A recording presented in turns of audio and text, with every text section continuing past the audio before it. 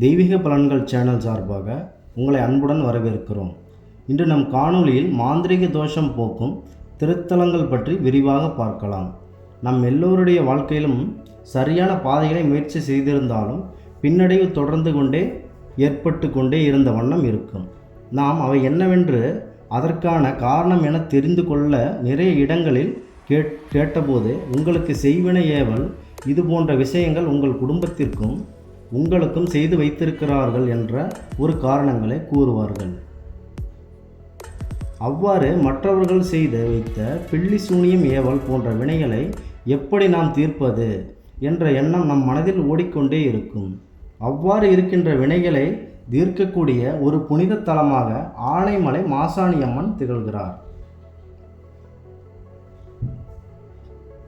இந்த கோயில் பொள்ளாச்சியில் இருந்து தென்மேற்கு 15 கிலோமீட்டர் தொலைவில் ஆனைமலையில் மாசாணியம்மன் கோயில் உள்ளது. நடை திறந்து இருக்கும் நேரம் காலை 6 மணி முதல் இரவு 8 மணி வரை.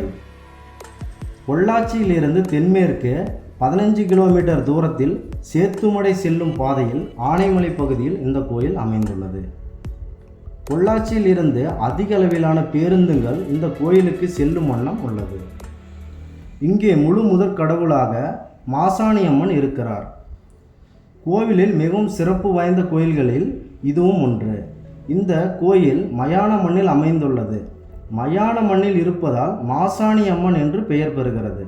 சுமார் 17 அடி நீளமுள்ள ஒரு பெரிய உருவமாக மேற்கே தலை வைத்து கிழக்கு நோக்கி கால்களை நீட்டிப்படுத்த நிலையில் அம்மன் பக்தர்களுக்கு அருள்பாலிக்கிறார். இவரின் கால்மாட்டில் அசுரன் ஒருவர் உருவம் உள்ளது.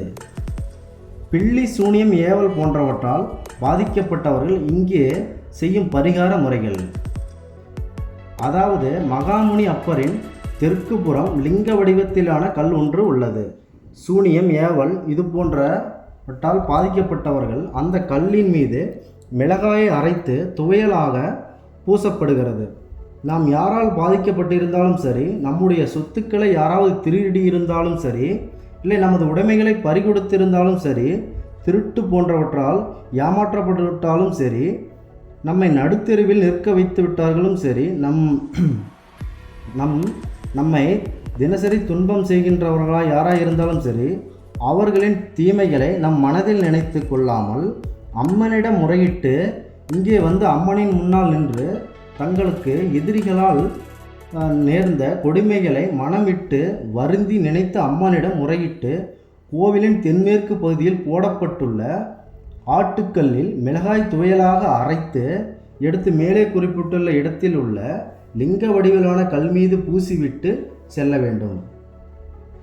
இதன் மூலம் அவர்கள் பரிகாரம் பெறுவதும் குற்றவாளிகளுக்கு தக்க தண்டனை மாசாணியம்மன் அவர்கள் உடனே வழங்குவார், நீதித்தன்மையை நிலைநாட்டுவார்.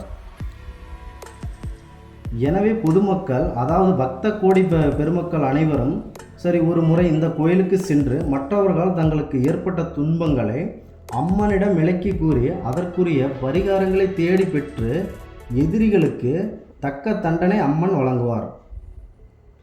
அனைவராலும் உண்மையான நிகழ்வாகவே நிகழ்ந்த வண்ணம் உள்ளது. தெய்வீக பலன்கள் சேனல் சார்பாக இந்த ஒரு காணொளியை உங்களுக்கு வழங்கியதில் பெருமை கொள்கிறோம்.